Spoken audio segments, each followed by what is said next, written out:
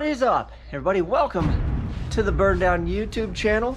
If you've been following along, you know that we are trying to get the Malibu ready for Rocky Mountain Race Week 1.0. Technically, it's just like Race Week this year because we're not going to be all up in the mountains. We're going to be on flat ground. We're going to Texas, Oklahoma, and Missouri, I believe. And I've never been to any of those states, so I'm pretty excited. But we have one issue. We don't have a gas tank or gas tanks yet. So we are working on those. I kind of made a little thing that I'll show you to mount it, and I'll show you my idea. And then we kind of just went sideways a little bit because I was working on it after hours and I didn't have enough material to do it like an initial way. And there's always 100 ways to skin a cat. So I'll show you what I came up with, what we're gonna do. I'll show you a little trick that I got going on it. And then hopefully we can get the fuel cells mounted in the car today. Is kind of the goal. I'd love to get on the plumbing, but I always try to bite off more than I can chew. So let's just get them mounted and call that a win. Anything else is gravy. So let me grab the tank. I'll show you what we're doing.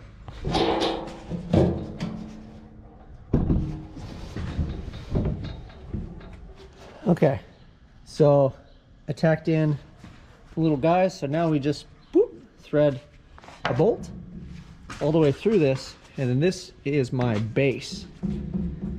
So yeah, it looks good. Got a little bit of a gap here. We'll put a piece of rubber or something, but that way it supports the center. And then these are pretty well supported for the most part. So I think this will be cool. And like I said, we'll just get the center nice and supported. That should be extra. So we'll bolt this down, flip it back over, and then we need to figure out how to mount these bars to this bar, I think, and then that bar back there. So let me bolt this down, we'll throw it in the trunk.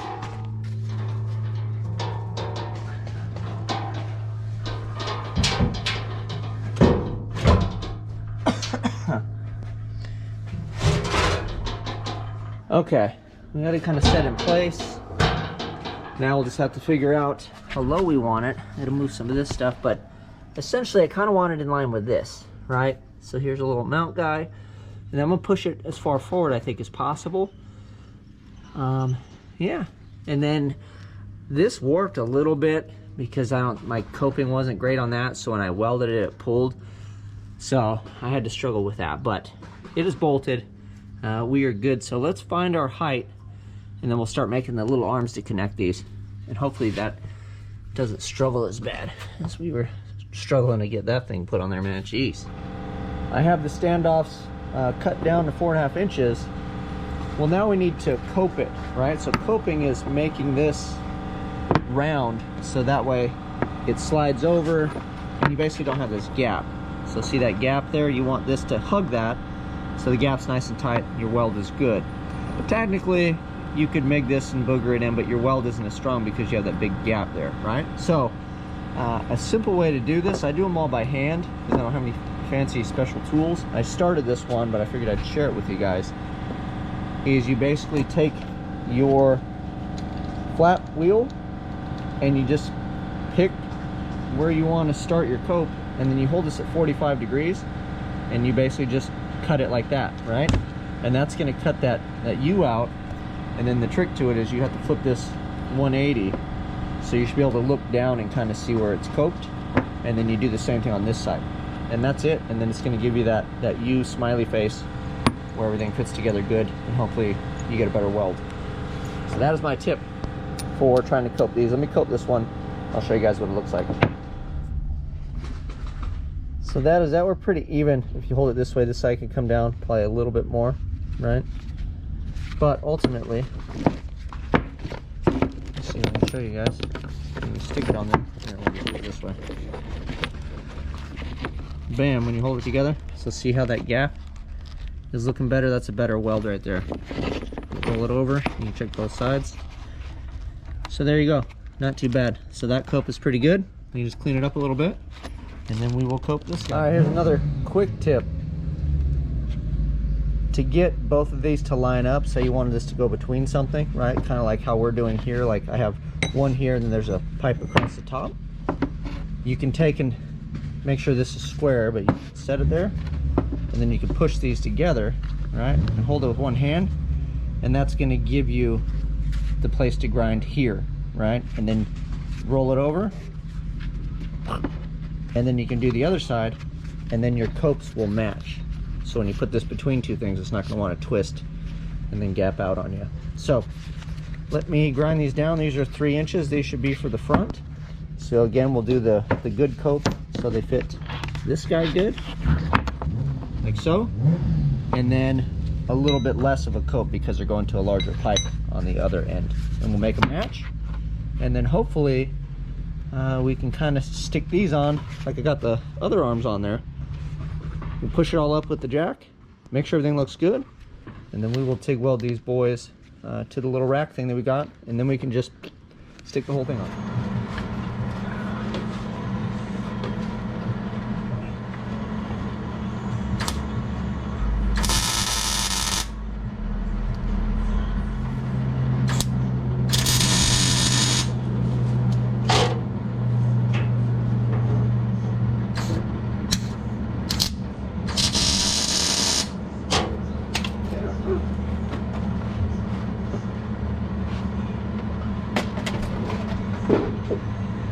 Whew.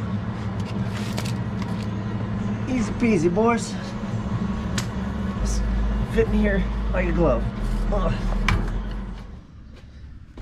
So we have all the little legs tacked on, and I should be able to lower it, and these will come off. So I'm hoping they kind of stay in place so we can get welds on them. But before we get too froggy, let's put this back in place and open the lid and make sure it clears the top of this. Probably put the cap back on. That's one of my main concerns, is make sure that lid still opens so that we're low enough. So we will try that so we don't screw ourselves. And then if it looks good, we'll drop it down, we'll get that stuff welded up. Then we can bring it back over. I'll clean all this up, we'll bring it back over, jack this cradle up, and I can take the tank off of the cradle. Then we can get that all tacked in, fit it one last time, and then finish weld it. So it's a lot of fitting before you just get all froggy, because it sucks cutting welds and grinding welds off, man. It takes forever. So you tack it, fit it till you're 110%, and then you do one of these and hope it doesn't move a bunch when you cook it on there. So let's double check fitment of the tank real quick.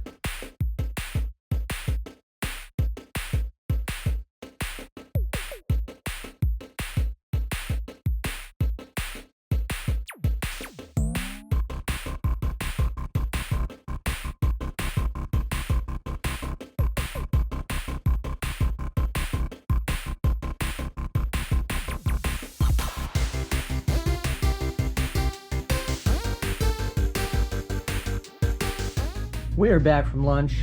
I test fit this thing, we got it welded. So we did all right. Just little things, it's oversized. So we got a little froggy with it over here. But all in all, I'm happy with it. Now we just take it, jack it up in the car. We'll throw a couple tacks on it. We can set the tank in it. Actually, maybe what we'll do is we'll put the tank on the thing so that way we can get it all centered, and then we'll tack it and see how it goes. Because again, we have those two top bars that dictate where the tank goes. So yeah, happy with it. I don't know if you guys are watching the warp whatever time lapse, and I like that I was welding on, I think it was over here, and it was like whoop, right onto my tungsten. Like I didn't dip and it didn't smoke or nothing. It just went from here. I think I blew through and it blobbed on my tungsten. So, but other than that, we did pretty good. Dun, da, da, da. Oh, woo! So we got it tacked in. I had to adjust this guy to make it a little shorter so this one would touch. So now I think the plan is pull the tank out, because I was getting like ugly spatter on it from the MIG. So that way we don't dirty up our new tank. And then please pray for me that after I weld it, that it'll bolt back down. It should, but still, let's all have a moment of silence and hope that Dane's tank goes back in after it's welded.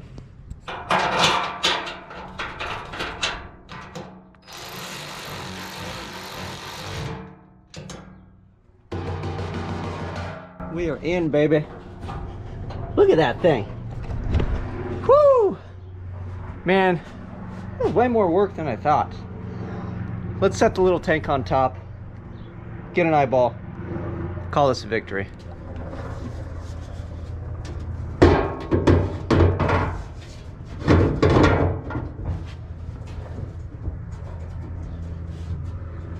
there it is. There she is. So super stoked on that. We're about in line. So we look good. Drain clears.